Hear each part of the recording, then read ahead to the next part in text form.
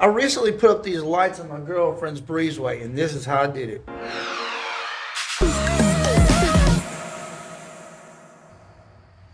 So the first thing that I saw was it needed a little bit of a cleaning.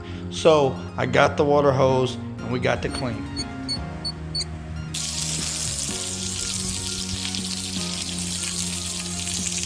So the next thing I want to talk about is how even these brackets are. You see how it's the same distance.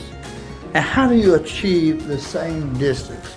Well, you grab a board. Now you take that board and you take one of those brackets. You can find those at Walmart, and they're the whole cables, and they have 2 nails in them.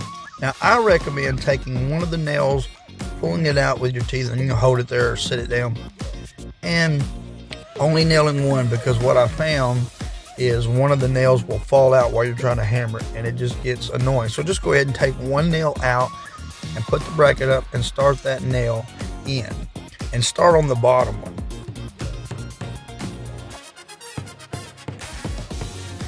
Now if I were going to do it again, I would definitely take the bulbs out, because I kept banging them around, actually busted one, dropped the hammer on it. So definitely be careful with those bulbs.